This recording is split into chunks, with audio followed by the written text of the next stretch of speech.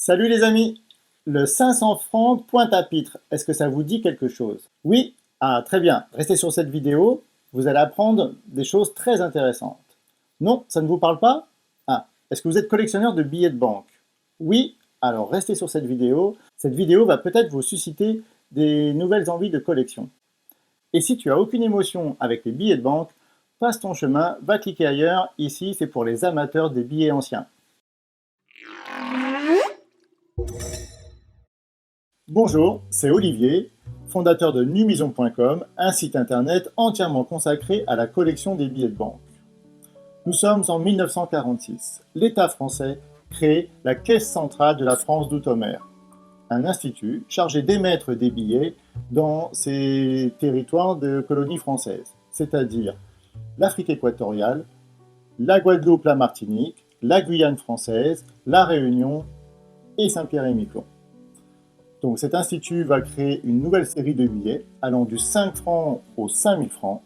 Et aujourd'hui, nous allons parler du 500 francs Pointe-à-Pitre. Alors, je vais vous montrer ce billet. Pour cela, j'ai apporté quelques billets de ma collection. Je suis allé au coffre ce matin les chercher. D'ailleurs, petite parenthèse, pour ceux qui ont déjà une belle collection chez eux, sachez que les incendies ou les cambriolages, ça n'arrive pas qu'aux autres. Donc faites comme moi, prenez un coffre dans votre banque ou tout près de chez vous. Ça coûte quelques centaines d'euros par an. Vous avez sur place une petite chaise, une petite table, et faites comme moi, vous y allez. Vous pouvez sélectionner vos billets tranquillement, et ensuite vous êtes en sécurité, vous avez l'esprit tranquille quand vous partez en vacances, quand vous n'êtes pas là le week-end et tout ça. Au moins, votre collection, elle est en sécurité au coffre. Petit conseil entre amis. Donc revenons sur le 500 francs Pointe-à-Pitre. Donc c'est un magnifique billet. Voilà, je vais vous le zoomer tout à l'heure. Donc un billet, on voit une Guadeloupéenne, une Martiniquaise devant le port de Pointe-à-Pitre. On voit donc, c'est écrit Caisse centrale de la France d'outre-mer. On voit que derrière, il y a des charrettes de canne à sucre tirées par des bœufs. Magnifique œuvre, magnifique design. Donc l'auteur c'est Clermont Cerveau, donc comme d'habitude Clermont Cerveau c'est magnifique. C'est un billet qui est quand même assez difficile à trouver, faut être honnête. Là on n'est plus sur les petits collectionneurs. D'ailleurs vous avez remarqué, souvent dans une série de billets, le 500 est plus rare que le 1000. Et bien c'est le cas ici pour la Caisse centrale de la France d'outre-mer.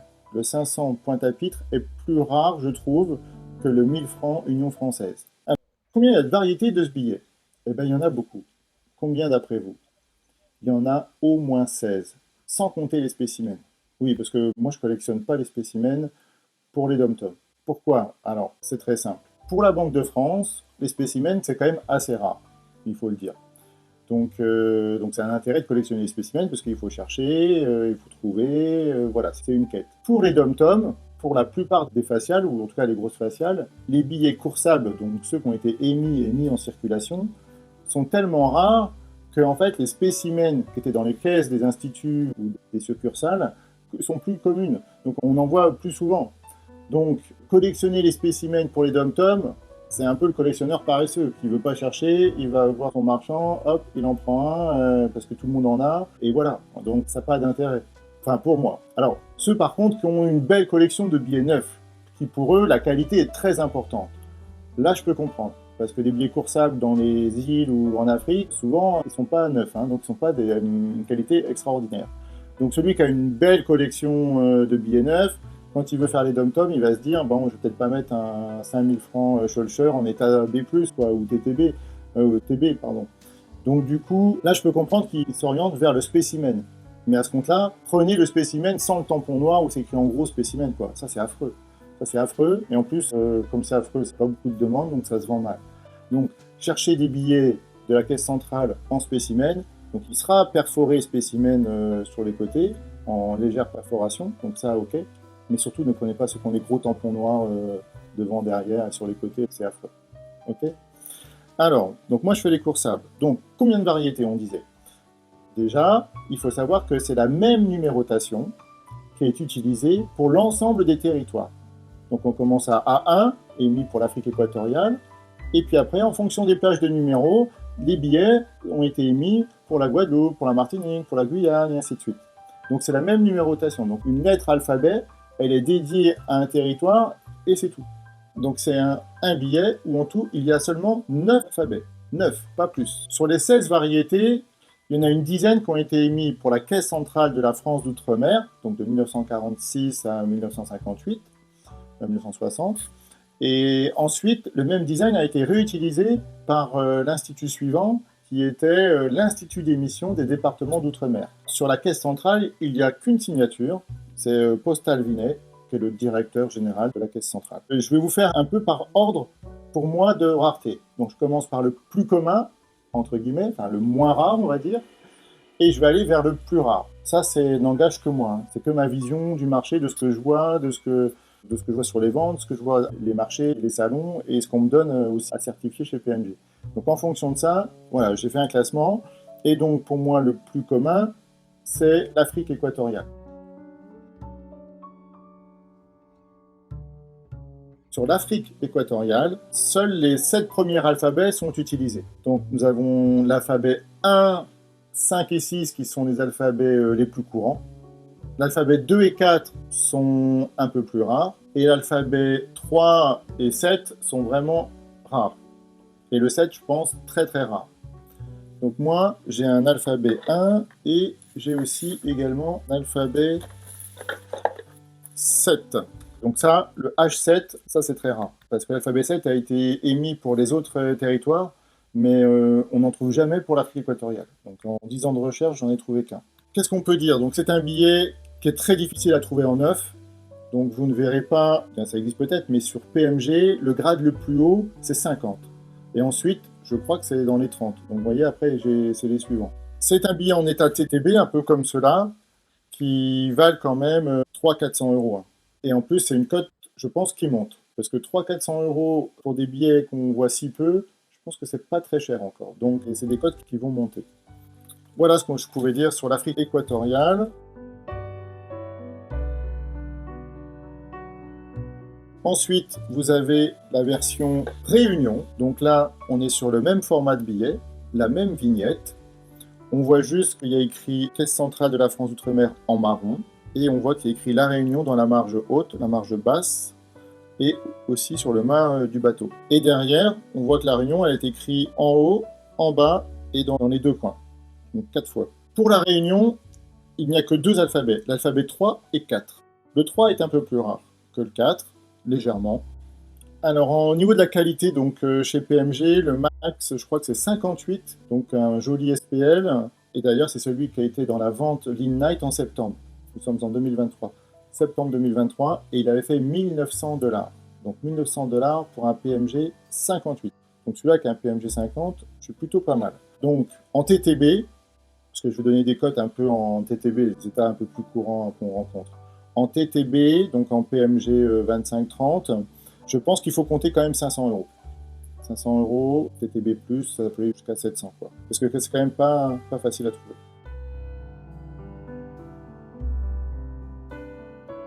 Ensuite, par ordre de rareté, hein, donc un peu plus rare, moi je mettrais le Martinique. Donc le Martinique, 2 alphabets, le 2 et le 7. Alphabet 2 beaucoup plus rare que le 7.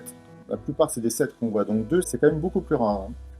Ce qu'on peut remarquer, vous voyez, c'est que pour le Martinique, et vous verrez après pour la Guadeloupe c'est pareil, et la Guyane, les marges sont plus grandes. Donc le dessin, la vignette a la même taille, mais pour écrire Martinique en marge, ils ont agrandi les marges blanches. Vous voyez, donc le billet est un peu plus grand. Donc Caisse centrale de la France d'outre-mer est maintenant en bleu de nouveau. On a Martinique du coup maintenant en haut. On n'a pas en bas, mais on l'a sur les côtés gauche et droite. Et sur le mât toujours. Et derrière, là ils n'ont pas lésumé. Hein. Ils ont mis en haut, à droite, à gauche, en bas à gauche, en bas à droite. Hein, vous ne pouvez pas vous tromper, c'est un Martinique. Donc magnifique billet. J'ai un Y7 et un S2, donc les 2 alphabets. Au niveau de la cote et au niveau des qualités, ça c'est hyper rare en neuf. Hein. Je crois qu'il existe un 55, un 53 et après c'est 35. Un billet comme ça en 30-35, il faut quand même compter 600-700, je pense, sérieusement. Ben, c'est déjà une belle qualité, donc après vous en trouverez beaucoup plus en TB, hein, bien sûr. Et si vous en voulez vraiment un, vous ne pouvez pas attendre, ou si vous avez l'occasion, vous pouvez descendre à un niveau TB+, quoi. Après, il ne faut pas qu'il soit trop moche quand même. Hein. Voilà, TB+, pour 300-400 euros. Mais en dessous, c'est impossible. Hein. Ou alors c'est un bout de chiffon, quoi. De mémoire, en 2020, la CGB en a vendu un TB à 450 euros, pour vous donner un ordre de grandeur. Le Martinique, il a son équivalent en surchargé. Alors, si je le trouve, voilà. Donc le surchargé, c'est le même avec la surcharge contre-valeur 5 nouveaux francs, classique. Ce qu'il faut savoir pour les dom-toms, c'est que le non surchargé est beaucoup plus rare que le surchargé. Et ouais, c'est pas pareil, c'est l'inverse de la Banque de France.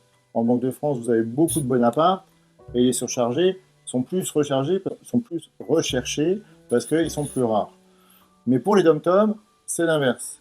Les non surchargés sont beaucoup plus rares que les surchargés. Donc entre les deux que vous voyez là, 35-40, le 40 qui est surchargé, je l'ai payé moins cher que le 35 non surchargé. Et il est beaucoup plus courant. Donc voilà, bon, c'est le même design et la surcharge.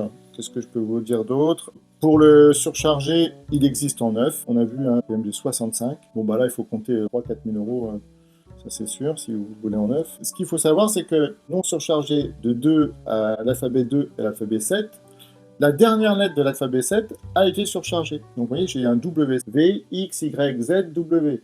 V, X, Y, Z, W. Ouais, c'est la dernière lettre. Donc ils ont surchargé la dernière lettre et les 6 premières lettres de l'alphabet 8. Donc vous verrez un Martinique surchargé, un 5NF Martinique, il sera souvent alphabet 8. Donc celui-là c'est un alphabet 7, donc ça aussi, ça va monter plus tard.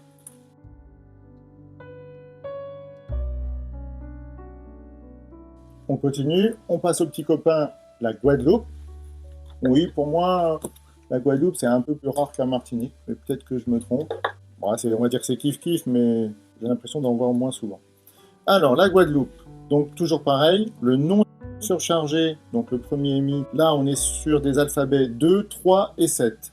2, 3, plus rare que le 7. Donc là, j'ai un alphabet S7, PMG 40 EPQ, c'est la même chose que la Guadeloupe, les mêmes marges un peu agrandies, sauf que c'est écrit Guadeloupe au lieu de Martinique, mais à part ça, c'est exactement pareil. Celui-là, vous savez qu'il a été vendu 2000 € chez Heritage. Ouais, c'est pas moi qui l'ai acheté, hein. Moi, je l'ai eu beaucoup moins cher que ça, mais il est passé donc sur Heritage à 2000 €. Pour vous dire, c'est très dur d'avoir une belle qualité sur un non surchargé. Alors que le surchargé, vous verrez, des neufs, ça existe.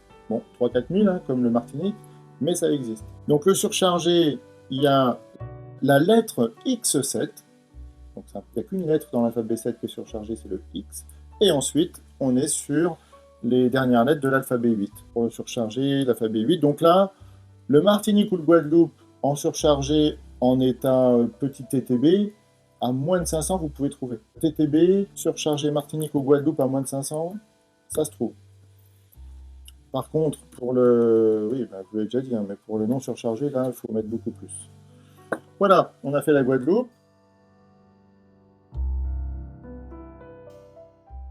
Alors, après la Guadeloupe, je vous donne en mille, le grand copain, le Guyane française. Donc, Guyane française, donc là, on est sur une autre catégorie, hein, de par la rareté. Le non surchargé, il n'y a que 2 lettres, G3, H3. Donc autant vous dire que c'est rare. Le plus haut grade dans chez PMG, c'est 40. Donc moi ici, j'ai un G3 PMG 30. Donc je suis un chanceux, très chanceux. Donc celui-là, ce billet magnifique, acheté sur eBay il y a 2 ans, un Brésilien. Vous voyez, Guyane, Brésil, c'est des voisins. Donc du coup, bonne trouvaille. Et puis après, il y a la version surchargée. Donc là, on a le J3. Bah oui, HJ.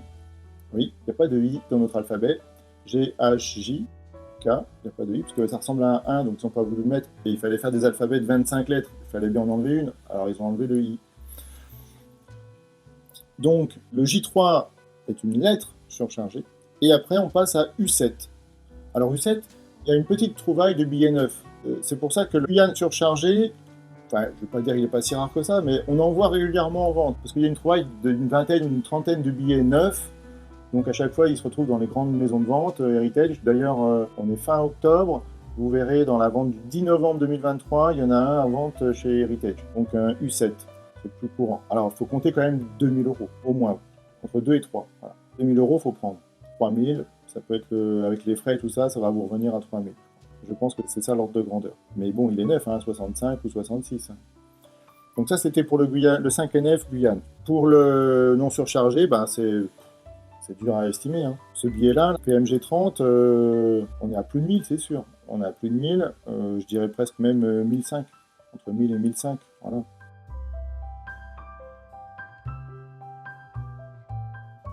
Ensuite, quel territoire qu'on n'a pas fait? En effet, le Saint-Pierre-et-Miquelon. Donc sur la caisse centrale, le Saint-Pierre-et-Miquelon, c'est toujours le plus rare. Donc celui-là, il n'y a pas photo, c'est très dur à avoir. Donc le Saint-Pierre-et-Miquelon non surchargé, il n'y a que F6, je crois. Je dis je crois parce que je ne l'ai pas. Et j'en ai vu un dans les archives de CGB, c'est tout. Donc ça, c'est une grosse rareté. D'ailleurs, si vous en avez un à vendre, je suis preneur. Et on peut mettre un bon prix, je pense. Par contre, pour les surcharger, on est sur G6, H6 et A9. A9, archi connu. On en voit régulièrement en bel état. On voit que c'est le paquet qui n'a pas été émis, qui a dû rester quelque part. Donc c'est ce qui a circulé. Donc vous en verrez. Bon, A9, on voit que c'est le paquet qui n'a pas été distribué. Il a été émis, mais il n'a pas dû être distribué. Donc du coup, il y en avait beaucoup dans les tiroirs. Et c'est ce qu'on voit souvent, en bel état. Par contre, G6, déjà beaucoup plus rare, et W6, je ne savais pas que ça existait jusqu'à ce qu'on en ait vu un l'année dernière à Maastricht. Et puis le non surchargé, ça, combien ça vaut, je ne peux pas vous dire, c'est l'offre et la demande. Je pense que je ne dois pas être le seul à le chercher. Moi, c'est le dernier qui me manque pour la caisse centrale. Et pour celui-là, c'est celui qui vient de la vente MDC. Je crois que le G6 existe aussi en Afrique équatoriale. Ça veut dire que sur cette lettre-là, c'est pas toute la lettre qui a été pour Saint-Pierre-et-Miquelon, c'est une partie de la lettre. Voilà, ça commence à être pas beaucoup. Et je crois que le F6, pareil. Le F6, ça ne doit pas être en tout l'alphabet F. Donc ce serait intéressant d'avoir un F6 ou un G6 Afrique équatoriale. Ça vaut cher. Ça.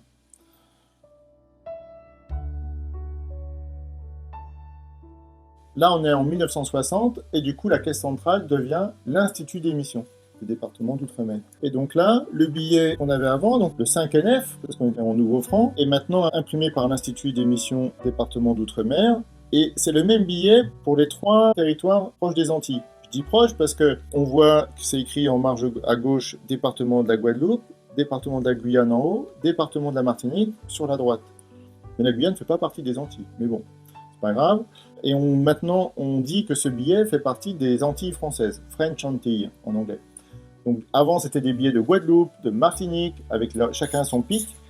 Et maintenant que c'est le même billet pour l'ensemble des territoires, du coup, donc, dans la numismatique, on a créé le territoire Antilles françaises. Et dedans, on y met la Guyane française. Donc ça, c'est un billet assez rare, mais même très rare. Pourquoi? Parce que rapidement, on est passé au petit format, vous voyez, en haut là, en 64. Donc de 60 à 60, enfin celui-là il a été mis en 60, enfin il était circulé en 64, mais je pense qu'il a dû être mis un peu avant, en tout cas imprimé avant. Donc on a ici les alphabets de l'ancien là, de A1 à F1 et pas plus. Donc ça reprend un peu le style d'avant. Vous voyez, c'est le même taille et tout. Ils ont juste rajouté les départements en marge et changé caisse centrale par institut d'émission. Et puis pas longtemps après, en 64, toujours dans le pays pour nous French Antilles, donc Antilles françaises, on a le PIC 7 en plus petit format, donc plus pratique. Donc là maintenant c'est plus un 5NF, c'est directement le 5 francs. Sachant que pour cette version, il y a 2 signatures. Donc je sais plus.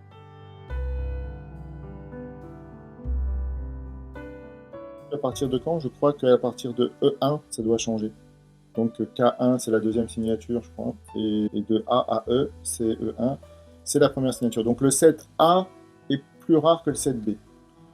Bon alors, côté estimation, pour le grand French Antilles, donc le PIC 4, je dirais dans les 600 € pour un TTB minimum. Et le petit, donc pour la deuxième signature, on envoie en neuf autour de 1000 €, mais vraiment neuf. Après en sup, je pense que à 400-500, un joli sup 400-500 et un TTB à 300 quoi.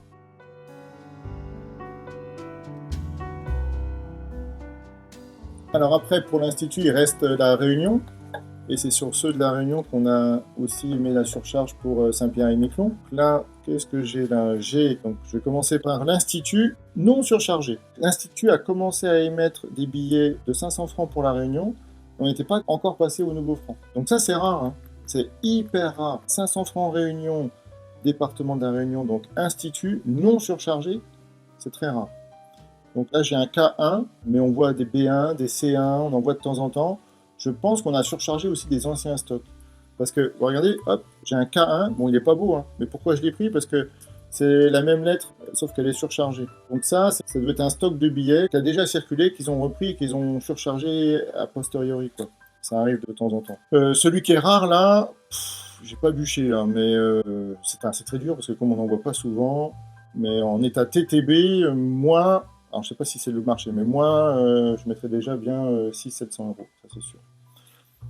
Et après, la version surchargée, donc il y a 2 signatures, hein, mais la deuxième signature, avec le stock de W1 qu'on a sur le marché, vous en voyez tout le temps, ça fait 5-6 ans que j'en vois tout le temps, ça se paye pas cher, hein. Faites pas confiance au prix que vous voyez, quoi. Payez pas plus que 300 pour ça. Il y en a des tonnes, des tonnes, des tonnes. Donc pas plus que 300, hein. En neuf, hein, je parle, hein. Après, 67, allez, mettez 500, parce que c'est quand même 67. 67 étoiles, ou 68, mettez un peu plus, mais ça vaut pas 1000, hein, ça vaut pas 1000. Hein. Et surtout, c'est qu'un W166, ça c'est 300. Je vous ai dit tout ce que je savais sur le 500 francs Pointe-à-Pitre, donc ça fait quand même beaucoup d'informations. Vous avez le droit de regarder la vidéo une deuxième fois pour bien assimiler tout ça. Je sais que pour beaucoup d'entre vous, vous ne collectionnez pas par rapport aux alphabets, que ce soit le 3, le 7, ou vous en foutez un peu. Je pense qu'il faut faire attention quand même. Pourquoi? Parce qu'aujourd'hui, il y a peu de bouquins, peu de références. Donc les gens ne font pas attention parce que les bouquins ne font pas attention. Mais quand la connaissance va commencer à se diffuser, même moi sur Numison, je ne mets pas de différents alphabets, mais quand je vais mettre des codes par alphabet, c'est ce qu'a fait Fayette avec la Banque de France. À partir du moment où Fayette a mis des références par date ou par alphabet et que certains étaient beaucoup plus rares que d'autres, ben la cote a commencé à évoluer parce que la rareté se paye. Donc c'est pareil pour le 500 francs Pointe-à-Pitre. Donc pourquoi j'ai fait cette vidéo? C'est que pour que vous sachiez quand même noter les alphabets qui sont quand même plus rares que d'autres, les numéros, hein, le 2, le 3, et ainsi de suite, pour que si vous voyez en salon un alphabet 7 et un alphabet 2, bah prenez le bon, quoi, prenez le 2. Demain, la cote de l'alphabet 2 vaudra sûrement 2 fois plus que l'alphabet 7, ça j'en suis persuadé. Donc première chose. Deuxième chose, collectionner, c'est aussi partager sa connaissance, sa science, entre guillemets. Donc voilà, donc c'est ce que j'ai fait pour le 500 francs Pointe-à-Pitre, parce que j'aime bien ce billet. Donc vous voyez, j'ai quand même collectionné, j'en ai pas mal de versions, il m'en manque encore. Et si vous aussi, vous avez des domaines comme ça, un peu pointus, que vous connaissez bien, eh ben, contactez-moi et on se fait une interview et on échange un peu sur votre passion, sur cette connaissance un peu plus pointue. Donc le 500 francs Pointe-à-Pitre ne se collectionne pas juste, j'en veux un dans ma collection, du design en bel état. Enfin, on peut, mais si on fait ça, on fait plein de pays. Alors que si on veut dire, ben voilà, je fais les colonies françaises et je fais le bidet de Dom-Tom, bon ben là, vous êtes dans l'obligation de faire les 16 variantes, si vous ne faites pas les spécimens. Parce qu'ils sont quand même magnifiques et c'est des vrais billets différents. Entre la surcharge du territoire ou la surcharge du nouveau franc, ça fait plein de combinaisons et c'est sympa. Sur ce, je vous dis à la prochaine. N'oubliez pas de vous abonner s'il vous plaît, c'est important pour moi. Allez, ciao!